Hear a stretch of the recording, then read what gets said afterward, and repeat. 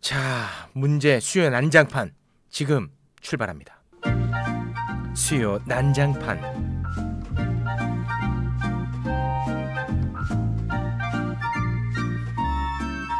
네, 논란의 수요 난장판 오늘도 세 분과 함께 하겠습니다. 정영진 씨는 이 시간이 많이 고통스럽죠? 아니 왜 우리가 네, 이거에서 한 번이라도 칭찬 들은 적 있어 없어? 단 한 차례도 없습니다. 악플 말고 다른 거 달린 적 있어요 없어요? 한 번도 없습니다. 왜 계속 네. 우리가 이 고통을 당해야 되는지 나는 모르겠어. 극기 훈련한다 생각하십시오. 해병대 체험. 너무 힘들어요. 그 칭찬 오늘 좀 한번 받아봤으면 좋겠습니다. 칭찬이 가능할까? 웃음이 나오면 칭찬 들어오는 거예요. 좋습니다. 아니, 불편한 그렇게, 얘기. 그렇게 욕 먹는 걸 왜 운영을 해? 하지 말지. 이재호 장관님 나오셨습니다. 어서 오십시오. 네. 반갑습니다. 아유, 반갑습니다. 아, 여기서는 그래도 네. 이재호 장관님이 저렇게 어른의 풍모 하하하하 웃으시면서 네. 여유로운 모습을 보여주시는데 저와 함께하는 더 라이브에서는 완전히 다르다. 소리 지르고 네. 이석현 의장한테 네. 어디서 헛소리야? 이 바람에 지금 방송 없어지기 직전까지 몰렸습니다. 우리 장관님. 갑자기 끊어질 뻔했네. 장관님 정말 대단하십니다. 끊어질 뻔 아닙니다. 지금 진행형입니다. 자, 박시영 대표님 어서 오십시오. 반갑습니다. 박시영입니다. 네, 반갑습니다. 네, 반갑습니다. 자, 그리고 간헐적 출연 김성회 대변인 어서 오십시오. 네, 안녕하세요. 김성혜입니다. 네. 열린민주당의 대변인입니다. 네. 옳은소리 채널 운영자로 해주세요. 그건 뭐예요? 제가 하고 있는 유튜브인데요. 유튜브. 이제 당보다는 유튜브가 먼저다. 그렇죠. 네. 아무래도 당원보다 더 많아 구독자가. 제가 잘 되는 게 중요하기 때문에. 네네네. 7만 명. 7만. 예. 아유, 좋습니다. 우리 이재호 장관님 같은 경우에는 진보 유튜버 또는 뭐 스피커들 마음에 안 드실 텐데 여기 출연해서 없애주시죠. 이 프로그램. 마음에 안 드는 건 아닌데 네. 내가 한번 출연해서 네. 한번 사태를 봐야지. 구독자 한번 싹 빼셔야죠. 구독자 얼마나 빠지는가 한번. 네네. 더 라이브 없애셨으니까 하나하나 도장 깨고 다니십니다. 자, 박시영 TV도 이거 없애야 되는데요. 저희는 없을 필요까지는 없고. 영향력이 없어서? 아니 그래도 박시영 TV는 내가 한번 나가긴 나가봐야 안 되겠어. 한번 모시려고 생각은 합니다. 왜냐하면 보수의 실체를 파헤치기 위한 특집 코너를 한번 고민 중입니다. 저희가 이번에 쇼핑몰 하나 오픈했습니다. 박시영닷컴이라고. 챙겨봐 주십시오. 쇼핑몰. 그거 뭐 하나? 왜냐면 뭘 팔아야죠? 이게 보니까 한 530개 파는데 네. PARK SI SIYOUNG.com인데 최저가 쇼핑몰. 그럼 뭐 파는데? 한 530까지 생활과 관련된 먹는 것도 있고 뭐 별게 다 있습니다. 그거 사는 사람도 있어. 너무 상업적으로 가네. 아니 그냥 박시영 채널만 홍보하셔도 될 텐데. 굳이 쇼핑몰 얘기까지. 그러니까 우리 정영 씨 또 돌아섭니다. 이런 거를 아주 극혐합니다. 이런 면에서는 우리 이재호 대표님 최고입니다. 뭘 파는 게 없어. 전혀 파는 게 없어. 개 채널도 없고. 파는 게 없는 게 아니라 팔락해도 안 사갈 테니까 아예 안 하는 게 편하지. 태극기 부대들이 살 거예요.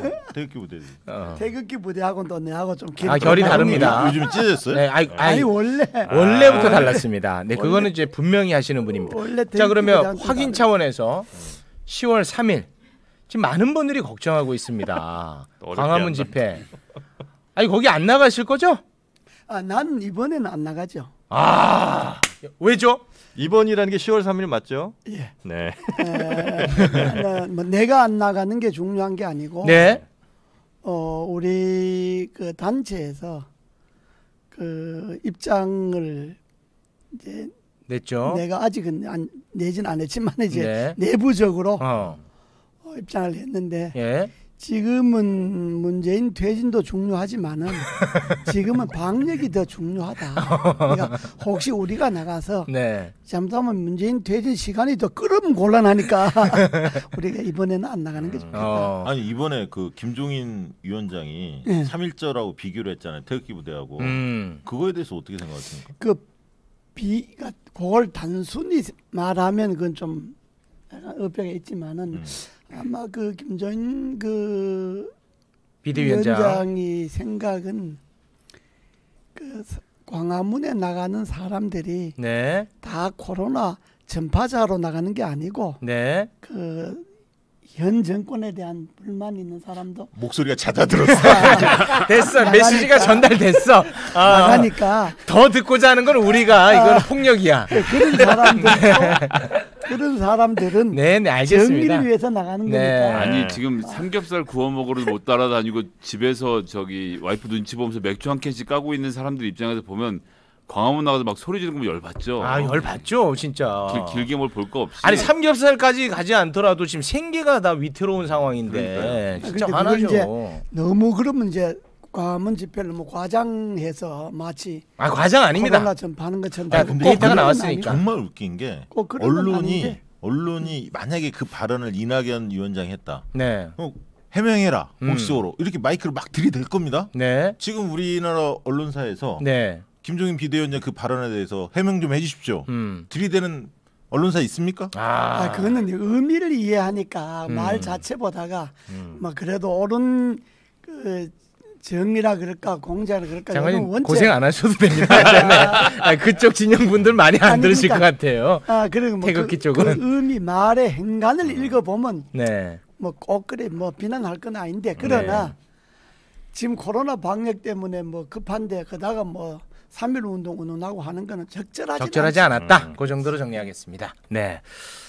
오늘 본격적인 이야기에 앞서서 약간 뭐 좀 무례한 질문일 수도 있는데 혹시 그 세 분은 가족분들하고 정치적 성향이나 아니면 사안을 바라보는 시선이 같습니까? 아니면 좀 다릅니까? 우리 장관님 같은 경우는 이제 따님도 있고 아드님도 있지 않습니까?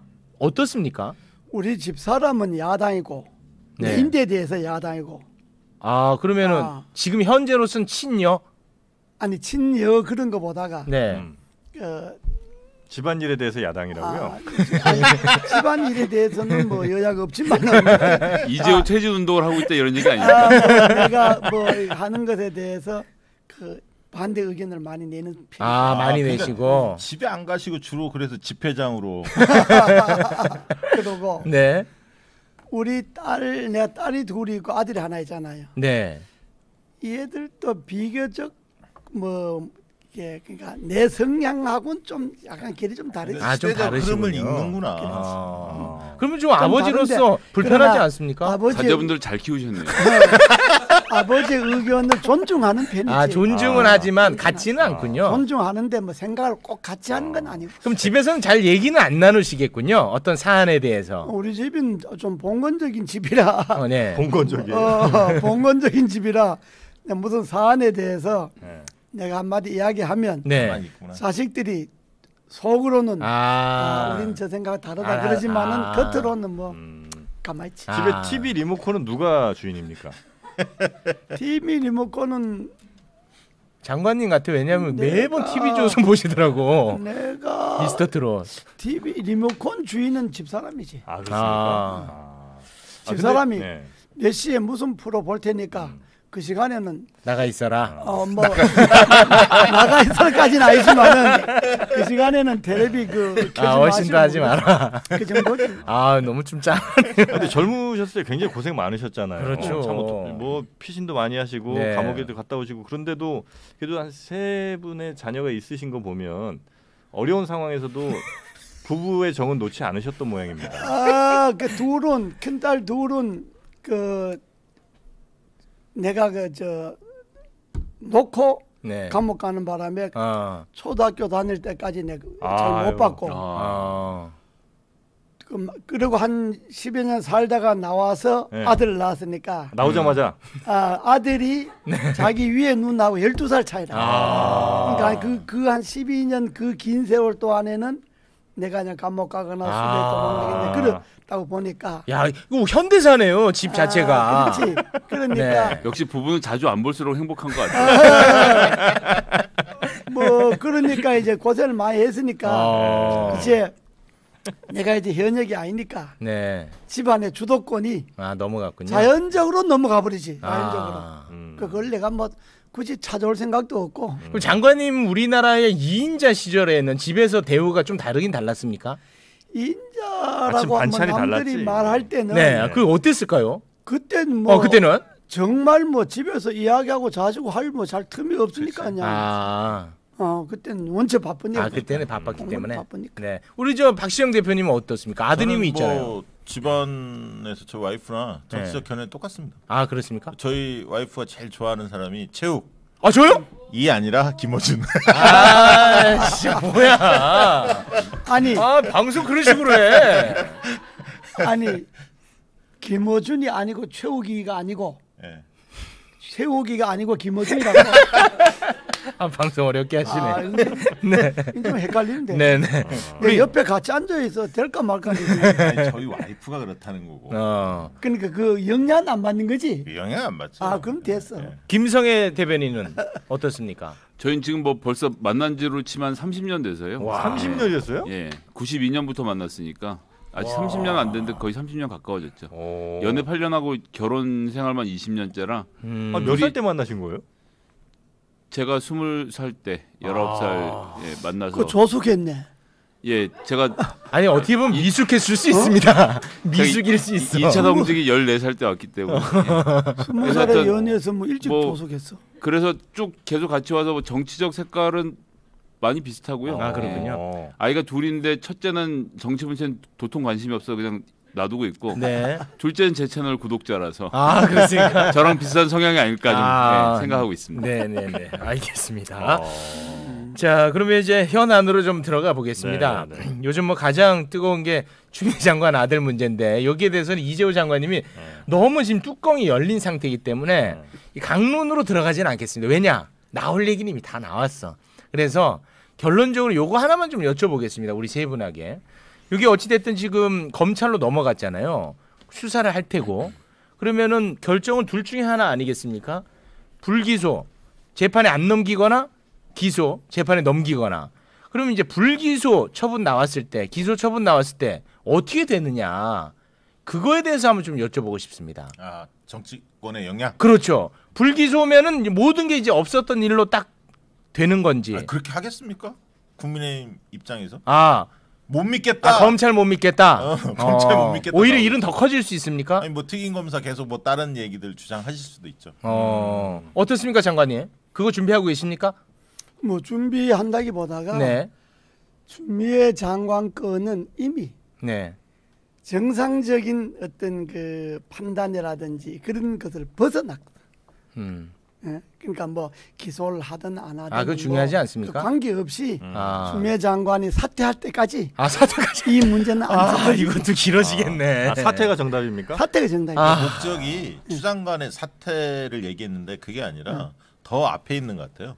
검찰개혁, 윤 총장 보호, 검찰개혁, 저지 이 목적이 장관님이 있기 때문에 너무 말씀을 잘해주셨는데 처음에 이걸 1월에 고발할 때는 법적으로 문제가 있어서 고발이 들어간 건데 지금 밝혀진 바로 놓고 보니까 윤리적 문제 외에는 법적으로는 문제 삼을 수 있는 게 없고 고육지책으로 생각하는 게 전화를 누가 했고 무슨 내용으로 통화했느냐 갖고 지금 강론을 벌이고 있잖아요. 그런 부분이 이제 정서적인 문제가 될 수 있겠군요. 그러니까 법적으로 따지자는 게 아니고라는 얘기가 갑자기 요즘 나오는 건 법적으로 문제 없다는 것을 가장 먼저 확인하는 게 국민의힘과 이 보수 세력이 아닌가 싶어요. 그래서 저는 뭐 이제 정서적인 문제로 접근하는 수밖에 없는 상태가 돼서 근데 사퇴를 하겠습니까? 그리고 우리 문제 원점으로 돌아가 보면 최초 법무부 장관이 후보로 갔다가 사퇴를 했던 게 아들이 고등학생 신분으로 성폭행에 가담한 것처럼 그 당시에 미래한국 뭐 당 이름도 모르겠다. 자유한국당이 문제 제기를 했는데 5월에 대법원 판결로 3,500만 원 벌금을 물었어요. 그건 심지어 현역 의원이 얘기한 건데도 이 면책 특권이 없다라고 대법원이 판단할 정도로 말도 안 되는 무도한 주장이었는데 이런 식으로 모든 문재인 정부의 법무부 장관을 주로는 윤리적으로 말도 안 되는 이유로 시비를 걸어서 무너뜨리려고 하는 것은 뭐 조금 전에 박시영 대표도 말씀하셨지만 결국은 검찰 개혁을 가로막는 것 외에는 다른 관심이 아무것도 없다는 걸 보여준 게 아닌가 싶습니다. 근데 그건 그렇게 여권에서는 그런 논리로 이야기를 하는데 그 여권 성향 사람들이 귀에는 고말이 쏙 들어오지. 그렇게만 들어가면 됩니다. 그런데 구독자들 야권 성향의 사람들이 들을 더 이상 때는 바라지도 않아. 야권 성향의 사람들이 고말을 들을 때는 네. 그 황당한 황당하다.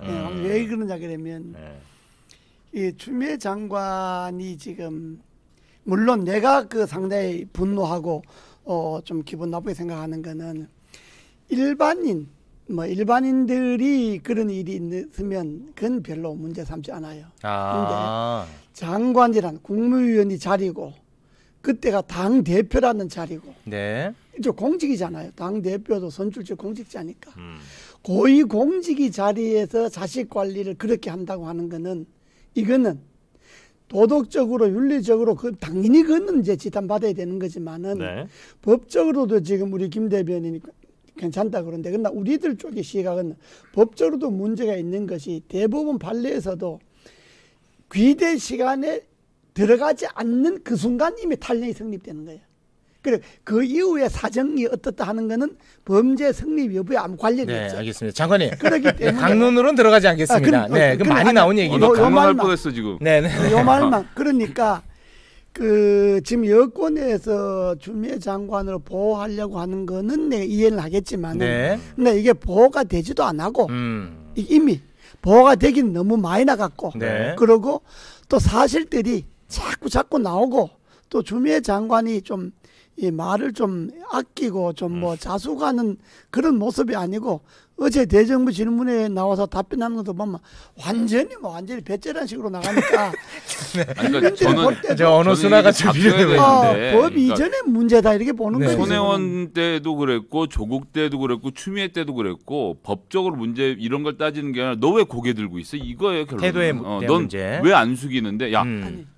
감히 언론께서 문제 제기하는데 너 일단 고개 숙이고 다음 대화를 시작해라고 하는데 고개를 숙이지 않는 건데 이제 달라진 거죠. 세상이 달라진 거예요. 이제는 잘못하지 않은 것에 대해서는 고개를 숙이지 언론이 문제 지적을 해도 고개를 숙이지 않고 버틸 힘이 시민들에게 생겼기 때문에 버티는 사람들이 생긴 거라서 좋습니다. 저는 자, 그럼 문제를 참으면 안 된다. 장관님 그만하세요. 장관이 그만하세요 이제. 아니야 그 말은 김 대변인 말이 맞아요. 맞는 게 잘못하지 않았으면 고개를 안 숙이는 거지. 당당해야지. 네. 그런데 지금 추미애 장관의 행태는 네. 잘못했는데 왜 고개를 안 숙이냐 이 말이거든.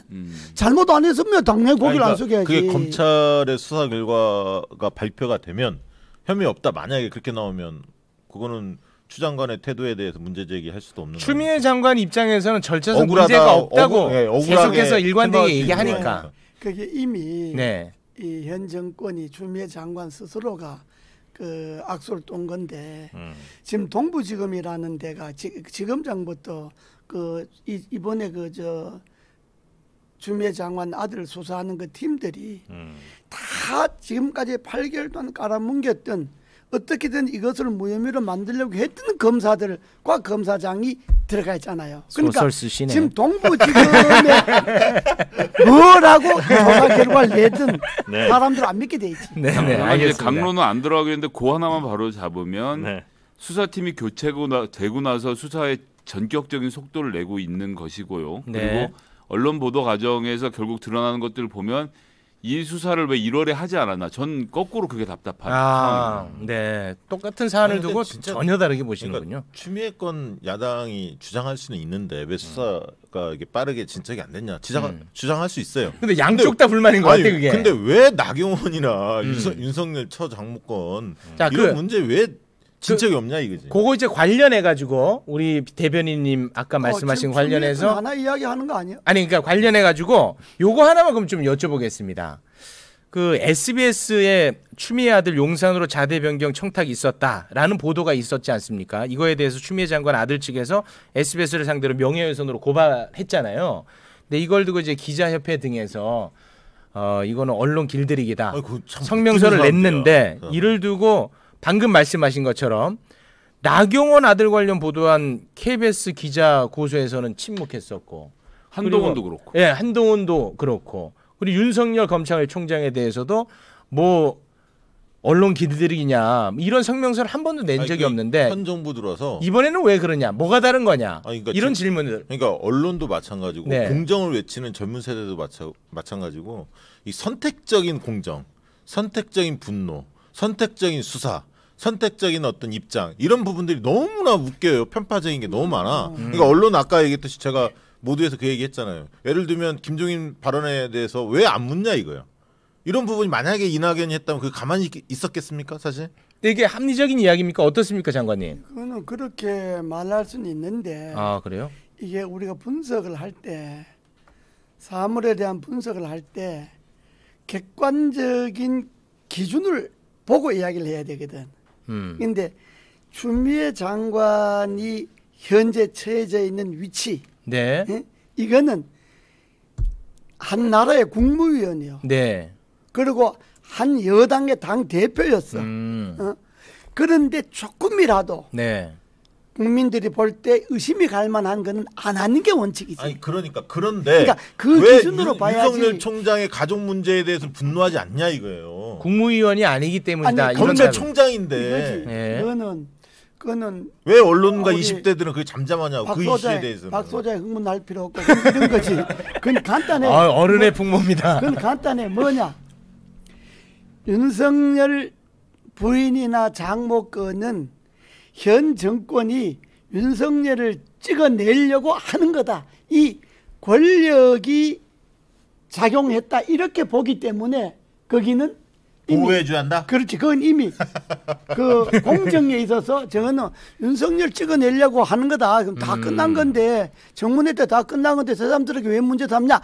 이거는 보는 시각이 저거는 현 정권이 윤석열이 찍어내려고 하는 거다. 이렇게 보기 때문에 그 건에 대해서는 국민들이 분노하지 않지. 알겠습니다. 여당만 왜 분노를 안 합니까? 그냥 친문 지지자들만 분노하는 그 부분들을 이슈화를 안 시키는 게 지금. 근데 이제 이제 장관님 말씀 잘 해주셨는데 네. 결국은 언론은 페이지 뷰로 먹고 사는데 네. 몇 번 클릭해 보느냐로 먹고 사는 건데 지금 야당이 너무 약해서 여당이랑 제대로 싸움을 못 하니까 뭘 해도 야당이 하는 건 덮어주고 여당이 하는 건 무조건 들춰서 공격을 하겠다라는 입장이기 때문에 언론사가 똑같이 그러니까 고발당하고 공격당해도 야당 쪽에서 하는 것은 언론 자체가 기자협회조차도 문제를 삼지 않고 있는 거고 여당 쪽에서 나오는 것만 문제를 삼고 있는 것 자체가 저는 뭐 큰 문제인데 언론사 입장에서는 일단 나라가 잘 돌아가는 게 중요한 게 아니라 싸움판이 커져야 되는데 한쪽이 너무 약하니까 그쪽 편만 들고 있는 모습이라고 생각해요. 원래 언론의 기본주의 하나가 권력을 비판하는 거지. 약자를 보호하는 거고. 그러니까 장관님 제 말씀이 그 말씀인데요. 윤석열 검찰총장이 엄청난 권력자인데 그런 사람이 그 현역 기자를 고발하고 고소하는 건에 대해서 기자협회가 침묵하는 건 부끄러운 일이죠. 사실은 원칙적으로는. 그러면 윤석열 총장 자체는 검찰의 최고 권력자니까. 그런데 윤석열보다 더 큰 권력이 윤석열을 찍어내려고 한다. 이런 시각을 갖고 있는 거죠. 알겠습니다. 네. 제가 우리 장관님한테 하나만 좀 여쭤보고 싶은 게 네. 지금 이제 추미애 장관의 문제에 대해서 네. 일반인보다 더 특혜를 줘서가 문제 아니면 일반인이 했으면 별 문제가 없는데 추미애 장관이라는 그러니까 엄격한 도덕적 잣대를 좀 들이대야 되니까 아까 그건 분명히 입장을 밝혔습니다. 후자라고 분명히 밝히셨어요. 일반인보다가 더 엄격한 윤리적 기준을 가져야 하는데 오히려 일반인보다 더 두 개가 다 있군요. 그러면 그래요. 더 일반인보다 더 특혜를 받았다. 소위 특혜를 받았다. 일종의 그거는 그런 거를 유엔 반부패 쪽에서 보면 그건 부패행위예요. 네, 알겠습니다. 그런 거는 권력의 부패행위로 보는 거지. 네네. 그거는 요 정도로 마무리를 지으면 뭐 억울하겠습니까? 아니 뭐 억울할 거야. 요 정도로 그러면 지금 2대 1로 내가 지금 해야 되는 거예요? 아니야, 그런 거 없어요. 실제로 발언 분량은 장관님 더 많아. 안 하셔도 됩니다. 실제는 지금 혼자서 4개를 갖고 가고요. 우리 4명이서 하나를 갈라먹고 있습니다. 아니 그런데 뭐 내면 의견이 똑같고 내 혼자 의견이 다르잖아. 그렇진 않습니다. 네네네. 네, 그런 걸 여론이라고 하죠. 많이 드셨어, 우리 대변인. 네, 알겠습니다. 우리 그 대표님, 지금 여론은 그러면 어떻게 포착되고 있습니까? 뭐 추 장관에 대해서는 여론이 그 안 좋은 부정적 여론이 좀 더 많았죠. 최근에 뭐 발표된 걸 보면. 따로 조사를 해요? 아니면 뭐 전체적인 국정 여론 뭐 이런 해서 분석을 하는 겁니다. 지난번에 모 조사기관과 언론사가 뭐 사퇴하냐 말아야냐 뭐 이 조사를 했는데 네. 사실은 지금 진위 공방에 대해서 그 검증이 지금 막 이루어지고 있는 단계인데 네. 좀 성급한 여론조사였다고 저는 시기적으로는 그렇게 보고요. 네. 그 여론조사 자체가 뭔가 메시지가 있을 가능성도 있겠군요. 그렇죠. 한쪽에 그런 결과가 나오면 사람들이 민심이 이런가 이렇게 생각하고 그쪽 그러니까 방향으로 질문 자체가 그렇습니다. 약간 질문도 그랬고요. 그래서 그거는 조금 적절해 보이지는 않았고요. 근데 이제 최근에 이제 그 대통령 지지율이나 정당 지지율을 가지고 이제 우리가 추정할 수가 있는데 리얼미터는 이제 그 여권 쪽이 좀 빠졌죠.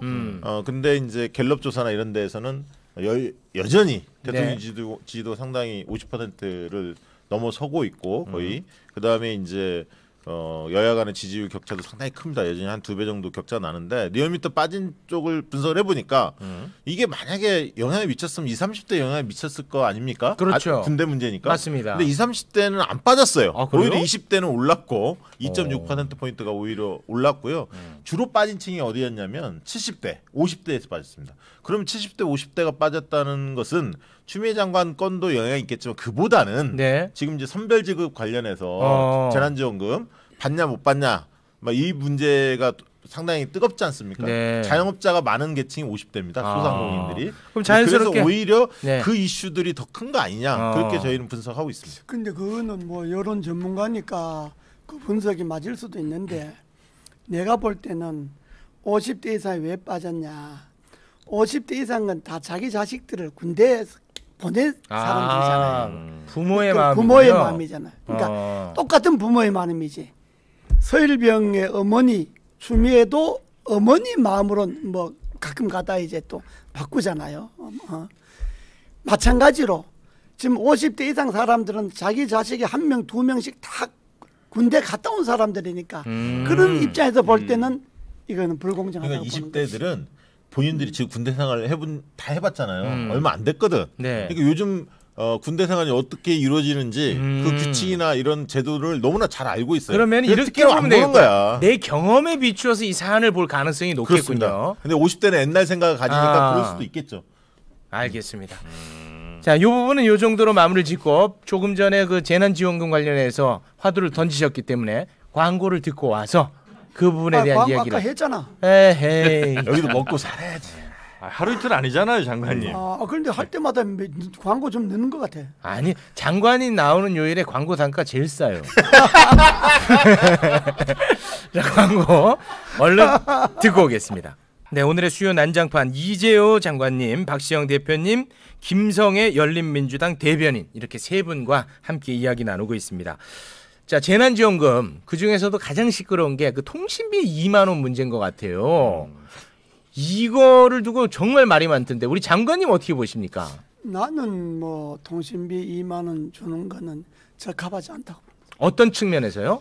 지금 이제 이번에 그 4차 추경의 핵심이 그 재난지원금을 선별 지급하겠다는 맞습니다. 맞춤형 지급하겠다는 게 핵심이잖아요. 그러면 2만 원씩 통신비 지급하겠다 그러면 지금 13세 이상 대상이 4,640만 명이요. 우리나라 인구가 한 5천만 되는데 4,640만이면 결국 전 인구에 다 준다고 봐야죠. 다고 봐야 되잖아요. 그러면 이거는 선별 지원하는 그 기준하고도 어긋나니까 그렇게 주려면 차라리 저 코로나 때문에 손해 본 그 자영업자나 뭐 그 해당자들 있지 않겠습니까? 그 사람들에게 그 돈을 더 올려주는 게 맞지. 그걸 일괄적으로 2만 원씩 통신비를 지원한다고 하는 거는 그건 맞지 않다 이 말이지. 알겠습니다. 우리 대변인님, 좀 말씀하신 걸 약간 좀 더해서 그 2만 원씩 지급하는 부분 이게 선별 지급하다 보니까 보편 지급에 대한 수요를 우리가 신경 안 쓸 수 없고 해서 이제 어떤 민심 달리기 측면에서 그렇게 한 건데 그 전에는 우리가 뭐 20만 원, 40만 원 이렇게 받다가 2만 원 받으니까 이거는 국가의 재정이 문제가 있나? 이런 시그널을 주는 측면도 있다. 이런 비판이 좀 있는 것 같더라고요. 그런 비판을 누가 합니까? 재정에 뭐 최욱이가 이해됐습니다. 이해돼. 자기 얘기를 해야지. 아니 우리 최욱 MC님이 그렇다면 그런 거지. 어디 그걸 지금 예. 근데 저는 댓글 하나 달렸더라. 예. 근데 이제 우리가 재난지원금하고 추경을 따로 떼놓고 봐야 되는데 이걸 붙여서 봐서 생기는 문제라고 생각을 해요. 그러니까 원래 처음에 총선 때 재난지원금을 준 이유는 코로나가 알 수 없는 괴물이 다가온 거잖아요. 그래서 옆에서 사람들이 픽픽 쓰러져 가고 뭐 어디 스페인에서는 요양원에서 막 몇십 명이 한꺼번에 죽었다는 사람들이 공포를 느끼니까 다 숨었단 말이에요. 숨은 사람들한테 국가가 여러분들 안전을 지켜드릴 테니까 걱정 말고 나오세요라고 통장에 100만씩 꽂아준 거예요. 그래서 그 돈을 들고 사람들이 나와서 소비를 하면서 안정을 한번 찾았죠. 그때는 재난지원금을 보편적으로 지급할 필요가 있었던 때였고 네. 지금 한다고 하면 3단계 거리두기까지 가서 경제가 정말 어려워지는 상황이 되면 재난지원금을 줄 수 있는 상황이었지만 전 이번엔 그렇지 않다고 보고 말 그대로 산별적으로 추경을 해서 물난리 때문에 피해본 사람들, 코로나 때문에 어려워진 자영업자들을 도와주는 원래 정책을 그냥 밀고 갔으면 됐다라는 네. 점에서 전 뭐 이재호 장관님의 의견과 대동소이하고요. 그래서 이 보편적으로 주는 걸 여기다 꼭 넣을 필요가 없었다고 생각을 해요. 그러니까 민심 달래기 측면이 좀 있었군요. 민심 달래기 측면이 있었는데 더 중요한 것은 기재부는 올해 추경으로 국민들한테 돈 주는 건 끝이라고 자꾸 보따리를 싸매려고 하는데 올 가을 겨울에 또 이 코로나 관련돼서 더 어려운 상황이 닥칠 수도 있습니다. 날씨가 추워지면. 그럴 때 또 정말로 재난이 오면 그때 재난지원금을 다시 주면 되는 문제지 이번 4차 추경으로 그러니까 기재부 입장에선 이번 4차 추경을 끝으로 올해 어떤 재정을 마무리하려고 하는 이런 관료적인 태도를 정치인들이 꼭 받아줄 필요가 없었다. 10월이고 11월이고 재난지원금이 필요할 때는 보편적으로 주고 이번엔 추경 성격을 정확히 해서 어려운 사람들 두텁게 주는 게 맞다고 봅니다. 알겠습니다. 근데 저게 뭐 저렇게 이야기할 수는 있는데 재난지원금을 지급할 여력이 있느냐 추가로 5차 추경이 가능하냐라고 물어보니까 어제 뭐 저희 방송에 나왔던 누구한테 물어봐요? 어제 이제 원내 대표실한테 민주당 조승래 의원이 어제 나와서 물어봤더니 실제로 5차 추경을 할 수 있는 여력이 없다는 거예요. 지금 현재. 그렇기 때문에 이번이 이제 올해 중에는 마지막일 가능성이 있는데 저도 뭐 흡족하지는 않습니다. 2만 원씩 주는 거에 대해서 국민들 정서도 잘 알고 있지만 그렇다고 해서 그것을 너무 가볍게 여기는 것 또한 잘못된 자세다. 저는 그렇게 봅니다. 왜냐하면 한 가족당 4인 가구 같은 건 8만 원이거든요. 8만 원 적은 금액 절대 아닙니다. 그래서 그리고 승수효과 없다고 하는데 적은 측면이 있습니다. 승수효과. 그렇지만 통신비를 아낌으로 인해서 다른 부분에 대한 소비가 진작되는 효과도 분명히 있거든요. 그게 지역화폐로 주는 거에 비해서 적을 뿐이지. 알겠습니다. 그래서 그거를 너무 적다. 별거 아니야. 이렇게 치부할 것은 아니라. 잠깐만요. 잠깐만요.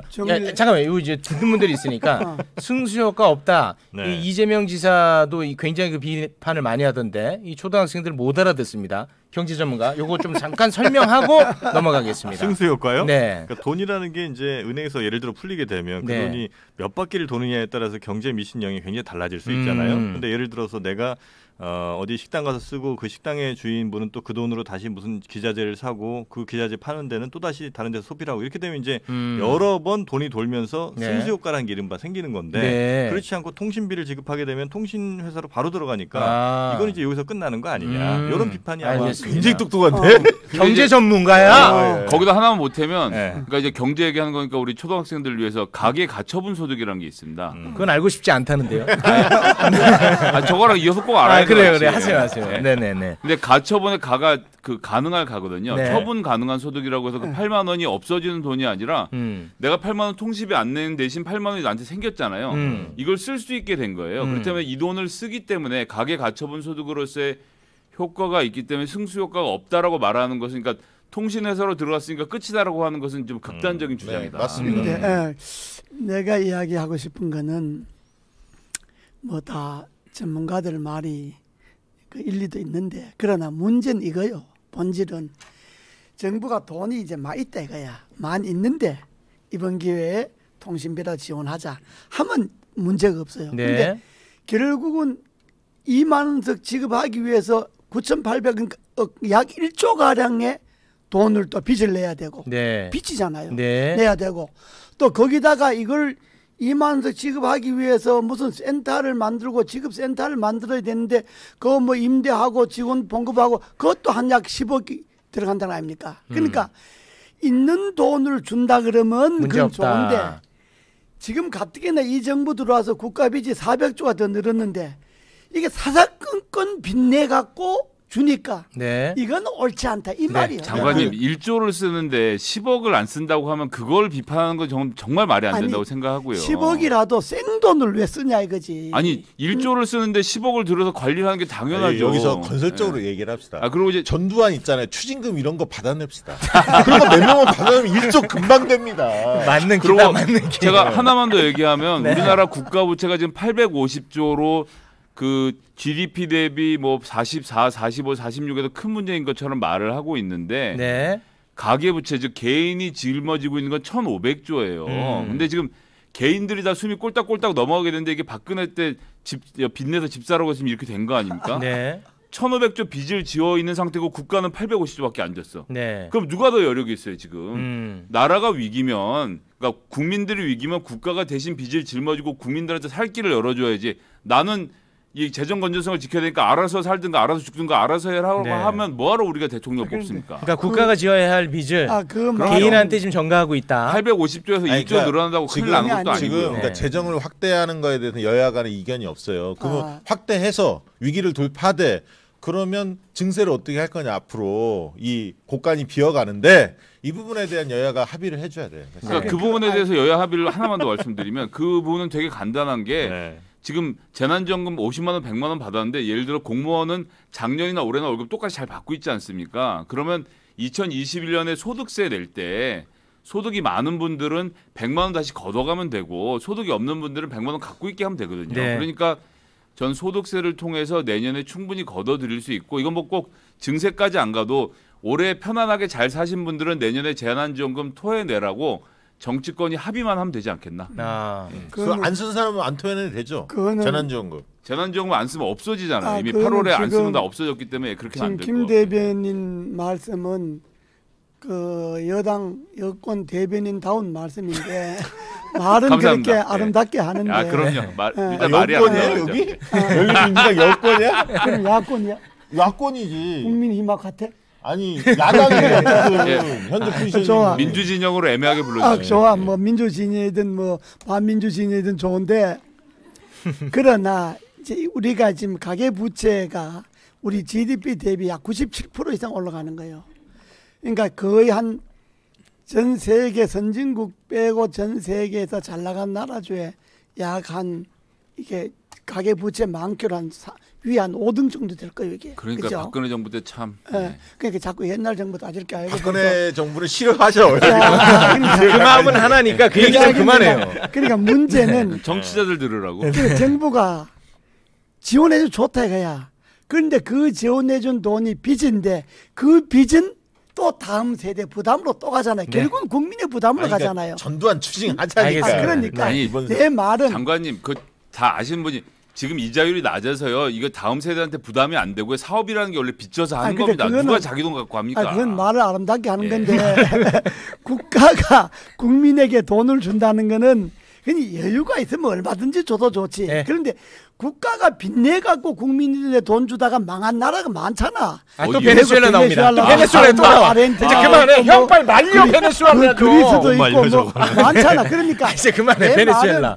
내 말에 베네수엘라가 우리나라 소송한대요. 내 말에 하도 끌어들여가지고 그래, 맨날 변기랑 베네수엘라 항상 끌어들여. 내 말은 국가가 재정에 여유가 있을 때는 좋은데 굳이 빚을 내가면서까지 공신비 2만 원 준다고 하는 건 무리다 이 말이에요. 네네. 자꾸 저도 한 말씀만 마무리를 드리면 OECD에서 확대적으로 재정을 편성해라라고 얘기하고 OECD 평균이 한 GDP 대비 100% 정도 되는데 우리나라 이제 47%니까 너무 걱정하지 말고 좀 더 해라. 지금 빚을 져서라도 일단 살고 보자. 사업하는 사람이 어려울 땐 빚 져서 살아남고 다시 빚 갚고 그렇게 하거든요. 네, 알겠습니다. 자, 경제 얘기는 최백운 교수랑 다음에 할게요. 네네. 네, 그 정도로 마무리 짓겠습니다. 재정을 확대하는 건 좋다 이거야. 그건 네. 뭐 우리 때도 해봤으니까 우리 때 저 국제금융위기 왔을 때 재정 확대 정책하고 하는데 그건 어느 국가든지 하는 거지. 어느 국가 하는데 우리나라는 지금 도가 좀 넘었대. 아니요, 우리가 너무 적게 해요 지금. 우리는 47이고 OECD는 100인데요. 어떻게 도가 넘었습니까? 하여튼 많이 주세요 그러면. 통신비 5만 원 달라는 얘기야. 2만 원 너무 많이 주세요. 얘기야. 결론. 아, 요새 핸드폰으로 유튜브 많이 보시나 보네. 아, 데이터비가 많이 나오나 보네요. 알겠습니다. 우리 좀 박시영 대표님, 네. 워낙 김종인 비대위원장 좋아하니까 네. 요거 하나만 여쭤보겠습니다. 재난지원금 네. 관련해 가지고 네. 국민은 한번 정부의 돈에 맛을 들이면 거기서 떨어져 나가려고 하질 않는다라는 예. 발언을 했습니다. 굉장히 충격적 발언이죠. 굉장히 충격적 발언인데 제가 이제 오기 전에 언론 검색을 했는데 네. 그렇게 많지는 않더라고. 그러니까 이게 네. 장제원 의원이 기생충이라는 말 썼잖아요. 맞습니다. 천민 취급하는 거냐 국민은. 네. 그게 가장 센 말을 했어요. 지금까지 의원들이 한 말 중에는. 근데 사실 이 문제도 용해인 의원도 상당히 세게 이야기했던데 왜냐하면 김종인 비대위원장이 그 얘기를 했지 않습니까? 기본소득을 이야기했어요. 빵 먹을 자유를 네. 위해서 기본소득이 필요하다. 이렇게 이야기했던 분인데 국민들은 돈 맛들이면 쉽게 얘기하면 돈 맛들이면 그 다음부터 안 떨어져 나간다. 포퓰리즘 정책에 계속 환호할 수밖에 없다 이런 얘기거든요. 국민들 수준을 완전히 무시한 거예요. 발언 자체에 모순이 있네요. 있습니다. 네. 이런 것이 난 김종인 위원장을 별로 안 좋아하잖아요. 그러니까. 근데 눈치는 보시는 것 같아. 아니 좋아하는 홍준표 나이벌이기 때문에 대선에 있어서. 내가 내 군번에 눈치 볼 군번은 그렇죠, 그렇죠. 맛이라 하는 거는 돈의 맛이다, 무슨 네. 권력의 맛이다, 맛 그러잖아요. 네. 맛이란 말은 중독이란 말이거든 일종의. 그렇죠. 네. 그지? 네, 중독된다 이 말이잖아. 그러니까 도박. 그렇지. 근데 국민이 공짜 돈에 중독들면 안 된다. 이 말을 이제 그분이 돈의 맛이다 뭐 이렇게 돈맛. 돈 맛이라고 표현한 건데 돈 맛이라고 표현한 거는 좀 국민들이 듣기에는 좀 거부하지. 저 근데 이제 이게 정말 말이 안 된다고 생각하는 건 네. 7월에 관훈 토론에 나가서 제가 한 말을 그대로 읽어드릴게요. 재난지원금을 받은 사람들은 이구동성으로 국가로부터 혜택을 받아본 것이 처음이라고 한다. 99.7%가 긴급 재난지원금 신청을 했을 만큼 대한민국 국민들이 얼마나 정부로부터 소득의 지원을 갈망하는지 알 수 있다고 하면서 기본소득을 해야 된다라고 얘기했던 사람이 김종인 비대위원장 본인이에요. 네. 2달 전에 이렇게 얘기해놓고 2달 만에 180도 다른 얘기를 하는 건 결국 지금 국민의힘이 내고 있는 기본소득 포함해서 소위 말하는 전향적인 정책이라는 게 네. 지지율 관리용 이상도 이하도 아니고 그냥 편할 때 좋은 얘기 하겠다는 것 이상이 아니라는 거를 결정적으로 보여주는 증거라고 봅니다. 네. 그때 연세가 많으면 좀 왔다 갔다 해. 그거 위험한 발언이에요. 그건 안 돼. 생각하지 않습니다. 그 발언은 안 돼. 그건 편집할 때 빼라고. 근데 빼진 않죠 또. 상황에 맞게 유연하게 대처한다 이런 뜻이겠죠. 그렇지. 나이가 들면 유연해진다. 그렇게 해석하는구나. 그렇게 마무리 지어야지 아니면 큰일 날 것 같습니다.